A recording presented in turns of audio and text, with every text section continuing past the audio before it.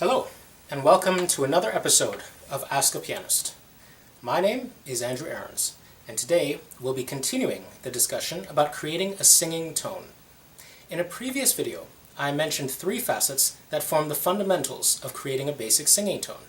Understand your instrument, understand your body, and understand the musical context. In this episode, we'll focus on the second, understand your body. What do I mean when I talk about understanding your body?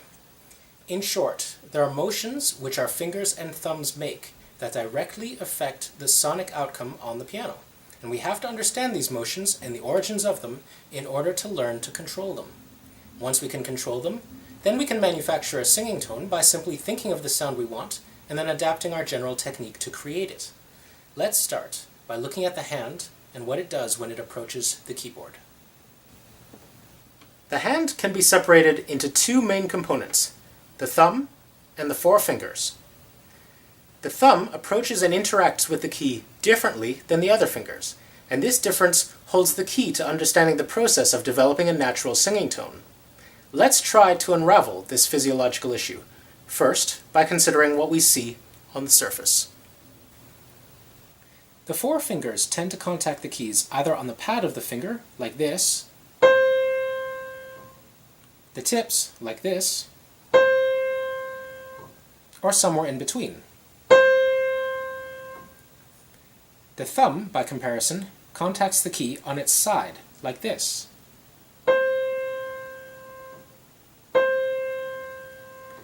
Occasionally, the thumb will contact on the tip, but this is a rare case.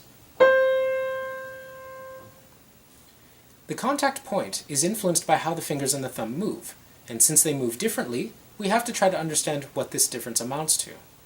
The most interesting factor in the difference between the movement of the thumb versus the other fingers is that the thumb tends to move naturally in a sideways arc towards the palm as it descends to the key, like so.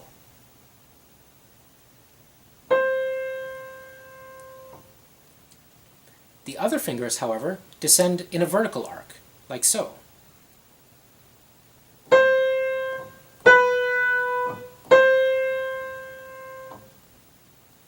In order to increase speed or power, once again the fingers interact differently. In order to play a stronger or faster note with the thumb, we must engage rotation of our wrist, like so.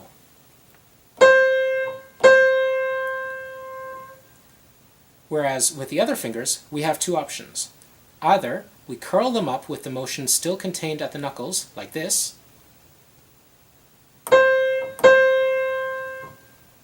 or, for stronger motions, engage the muscles just above the elbow, as if we're pushing into or pulling out of the piano like this. The most important difference to note is that the wrist rotation is necessary when using the thumb, whereas with the fingers, the wrist tends to stay in the same place. In a previous episode, I talk about how the bass register can form natural singing tones simply due to the resonance capability combined with the lack of a percussive sound. An interesting side effect of the way our thumb interacts with the keyboard is that, if left to its own devices, the thumb will create a natural singing tone on its own without much effort. Take any melody you're working on and try playing it with only your thumb. I guarantee you it will be difficult to create an offensive sound. Let's have a look at this in practice. Rachmaninoff's Elegie gives us a lovely melody in single notes, but it's tough to make these notes sing over the resonance he gives you in the left hand.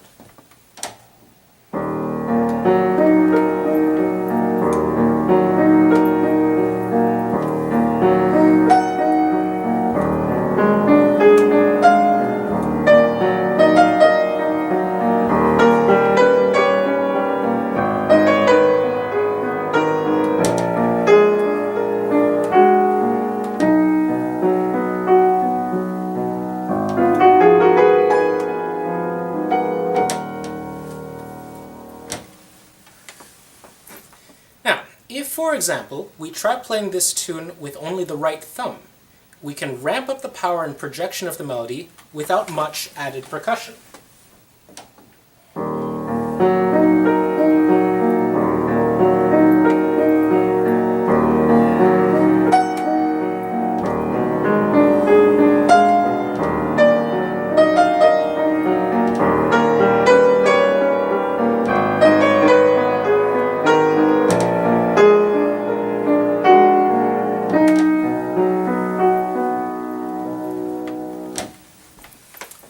If, however, we were to do the same thing using a single finger, like the second or third, we would always run the risk of losing control and ending up with a harsh sound, like this.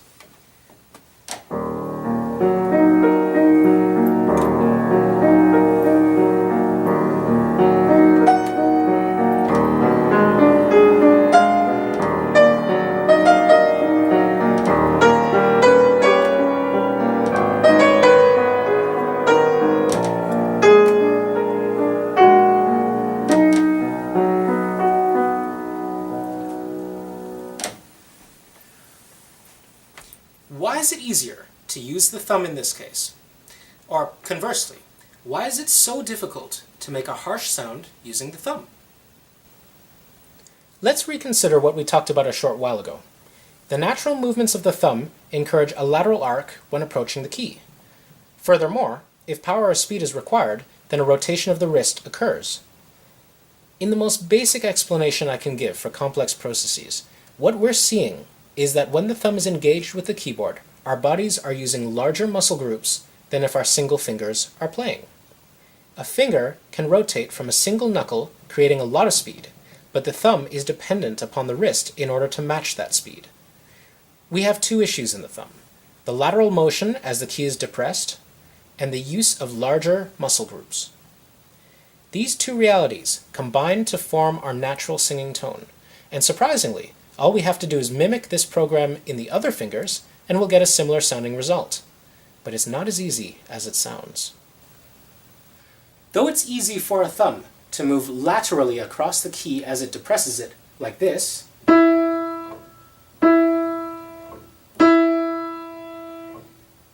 it's quite difficult for fingers to do the same, given their natural range of motion.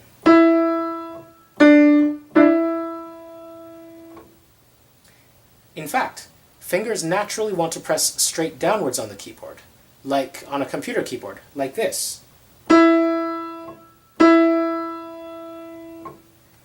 Experimentation will show you that a straight downwards motion is the quickest way to get an ugly sound, so rule it out when developing a singing tone. What you need to do is find a motion that can be used when depressing the key that is not straight down, but at an angle. The natural way for our fingers to do this is either to go down and forward into the key like this, or to pull outwards away from the key like this. The pushing motion tends to encourage our fingers to contact the key on their tips, whereas the pulling motion tends to encourage the contact point to be on the pads.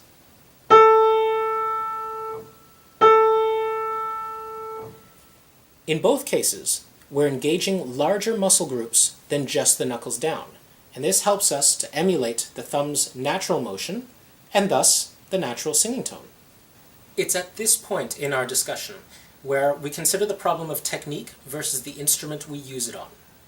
The pushing motion creates a slightly different sound quality than the pulling motion does on a single piano. Here's the Rachaninoff using a push motion.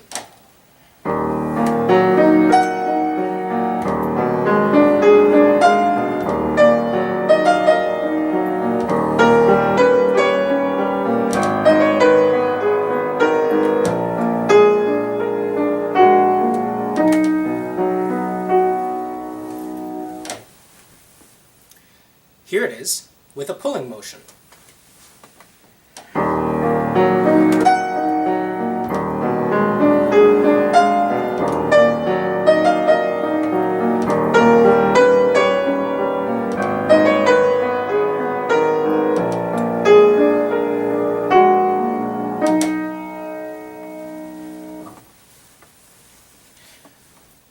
What you have to remember is that the relative success of these motions is affected directly by what instrument you're using. For instance, in my individual technique, I find that European-based pianos in general tend to respond better to my pulling at the keys, whereas I find that North American pianos tend to respond better if I push at them. You have to be extremely flexible as a pianist in order to create a great singing tone in any venue and on any instrument. The order of priority when you're creating a singing tone is this. Think of or imagine the singing tone you want to hear, and then try out different technical approaches until you find one that achieves it. If you're lucky, this can be experimented with ahead of time on the performance instrument, but in some cases you will have to adapt your technique mid-performance. This is why it can be extremely difficult. Once you're capable of adapting to different hand and arm techniques, then you can start to experiment with the origins of these body movements. Because we play the piano sitting down, we tend to forget that we have an entire body at our disposal when we want to create sound at the instrument. We can use our legs and feet for leverage. We can use our lower back and our shoulders for power. And in the end, the movements of our fingers and wrists no longer seem like the origins of our sound capabilities, but merely part of the end result. Consider how a person would naturally sit at a piano. Comfortable, near the middle, essentially a resting posture. Now, consider how the posture would change if you were to put your fists on the fallboard and push with all your might, assuming your piano is well anchored. First, my legs and feet are not in a static, comfortable position, like I'm sitting in a chair. They're now more dynamic and capable of quick movement and adjustment. My trunk is not in the middle of the bench anymore, but is closer to the edge, freeing up movement so that I can reach the extremities of the keyboard easier. Furthermore, there's nothing in my posture that is restful, or dare I say, lazy. In fact, it's a posture that is, for lack of a better word, ready. This posture is a side effect of the original purpose, that of pushing the piano. In the same way, the approach our fingers take to the keyboard when producing a singing tone is actually the side effect of the original purpose, that of our body creating a singing tone. If I'm going to push the piano, I can try pushing it using my legs and center of gravity. What may surprise you is that generating a singing tone is also done using our legs, our center of gravity, and our body that is ready for anything. This leads to a technical situation which is by no means uncommon. If you're trying to create a singing tone in a single note melody, you can always play a note with more than one finger. As an example, the melody in the Rachmaninoff is made up of a lot of black notes, which are, quite frankly, easy to play with double fingers like this.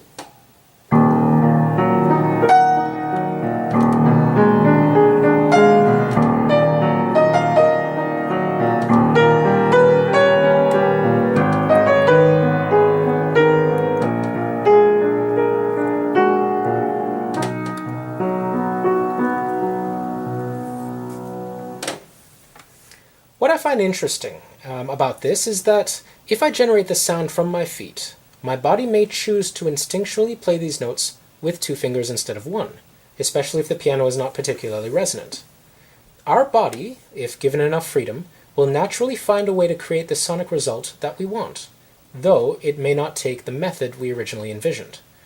For instance, I would never think to tell a student to play these notes specifically using two fingers, but if their body came up with this solution towards creating the sound they wanted, then I definitely wouldn't be opposed to it.